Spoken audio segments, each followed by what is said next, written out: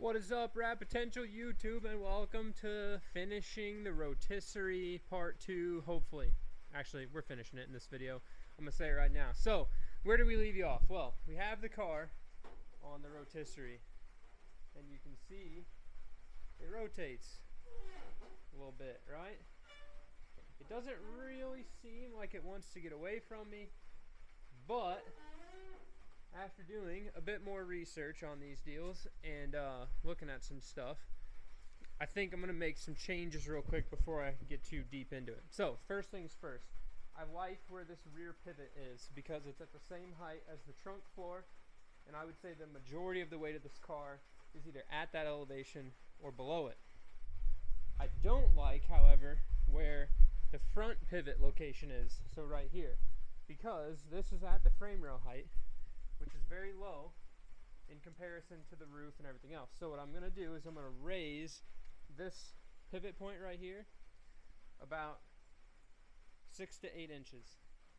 So I'm going to take some square bar, weld a piece of square bar, a little triangle across this, cut this piece off, re-weld it up in here, and then we should be good to go on this end as far as moving the rotation up. And what that's going to do is that's going to center the rotational center of gravity that goes down the center of car more so on this pivot point. Therefore, when I start to roll it, it won't just go and flip upside down. I want it to be more controlled. So I am testing out a new mic setup again on this, so hopefully this sounds a lot better. But I gotta get cracking on that. You'll notice there's some extra wood and stuff laying around here too. Don't mind my mess.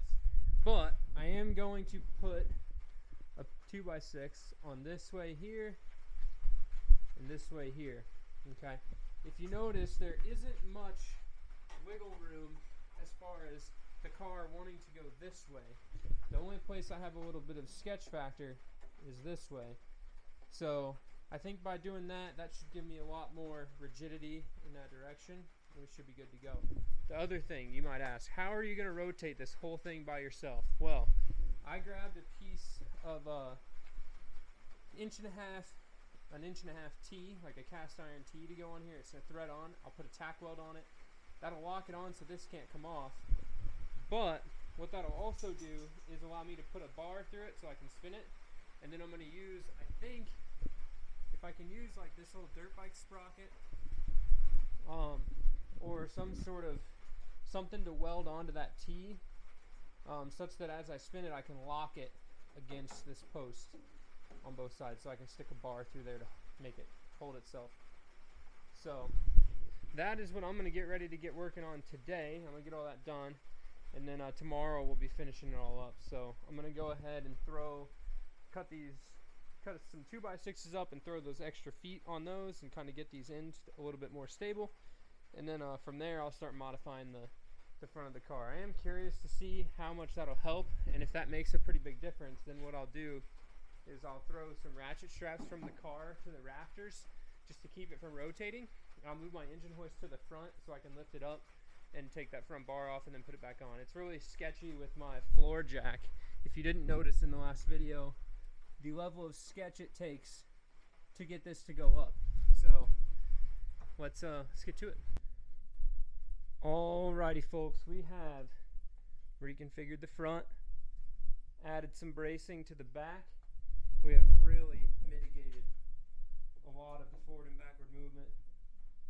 Still a little bit of flex, but it's not like it's going to fall down at all. The front, I left the triangle thing just like it was, but you can see the added bracing.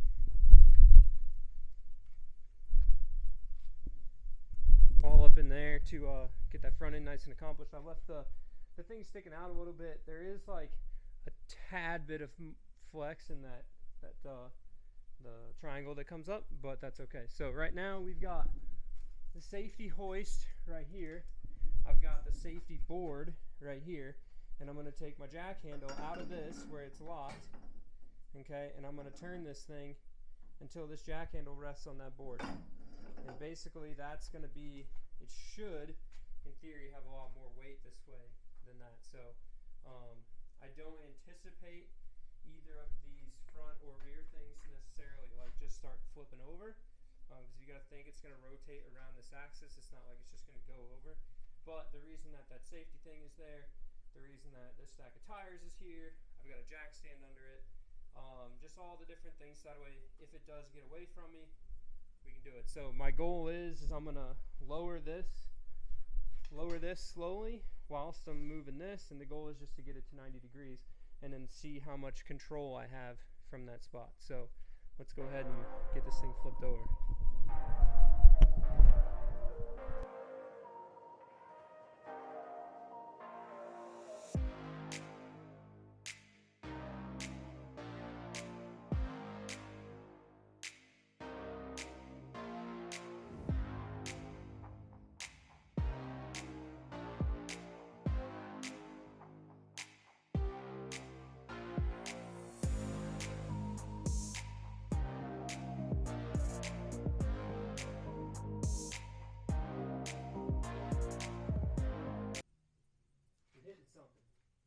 Okay.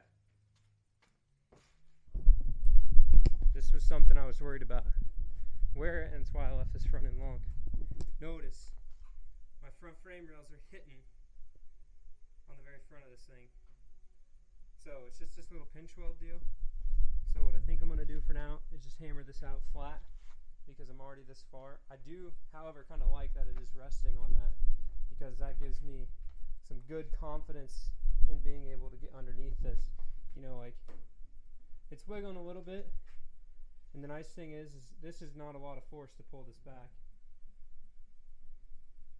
but it's definitely past its balance point that way. So it's actually really not that bad. I'd like to get it just a little bit further. I'd really like to get it closer to that 90-degree mark, but it's really it's pretty dang balanced. So let's I'm gonna hammer that out of the way and we'll keep going.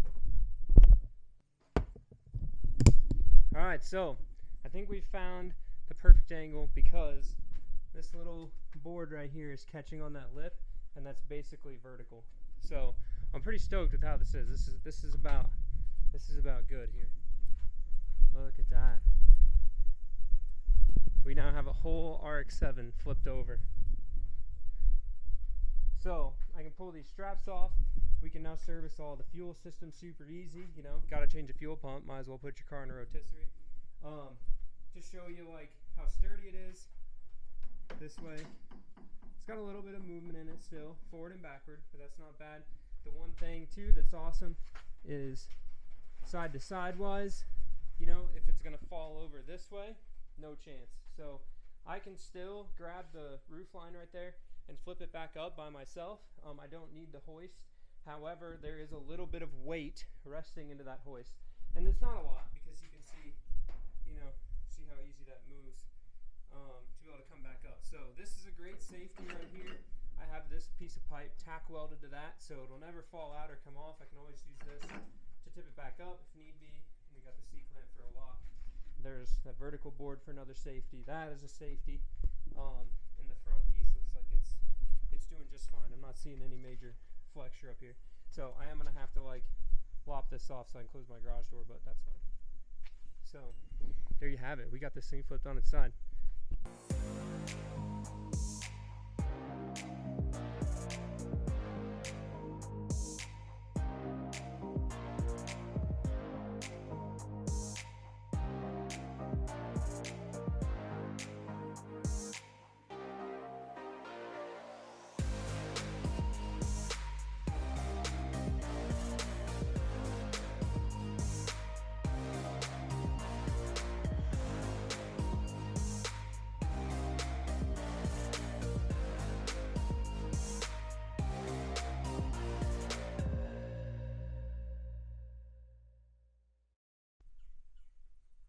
Alright guys, we are coming to the end of this video, and we now have an RX-7 that's flipped on its side, and the whole entire bottom of the car has been cleaned. Now, this is just the beginning of what we're doing here. So I've got to, later tonight, which you'll see in the next video, we're going to start prepping this to get painted.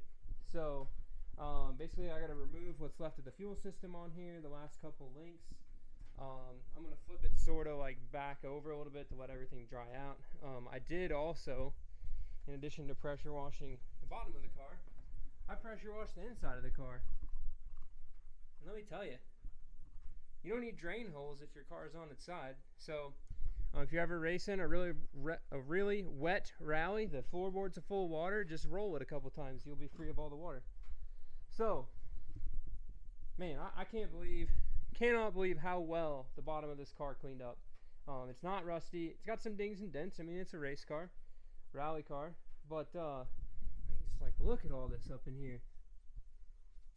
Looks fresh, you know. Mazda doesn't actually paint the bottom of their cars the car color, so it's just kind of primered and what have you. But dang, this thing looks fresh. So like I said, the last few things to get off: fuel and brake lines, these exhaust hangers we don't need. I got to pull the e-brake cables. I left them hooked up to the calipers for now, and the fuel system. So this has your fuel pump and your filter there. The rollover valve and stuff still on here. But other than that, everything's pretty much cleaned up pretty well. Let the shop dry out, get some dinner, and I will see you guys in the very next video. Make sure to I don't know, drop a comment if this is something that you would do to your car. I don't know that it's necessarily worth, you know, like rotisserie restoring every $3,000 RX-7 out there in the world, but I mean, I built this rotisserie for, we'll say, $200. I mean, you got a 4x4, some 2x6s, some steel. I have a welder, so fortunately I can weld that up, but the other reason to make this out of wood is to show you guys that it can be done.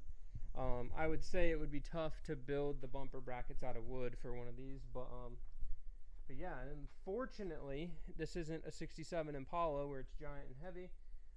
But I've got it pretty dang well balanced. So one of the nicest parts about it is this doesn't have a whole lot of tension on it at all, but it is resting into that. But if I wanted to push it back over, it doesn't take much effort to push it back over. So for one, that's safe, but two, when you're all alone and working on stuff, it's better to be safe than crushed under your car. So thanks for watching again. Subscribe if you want to follow along with the build, and I will see you guys next time. Keep it rad.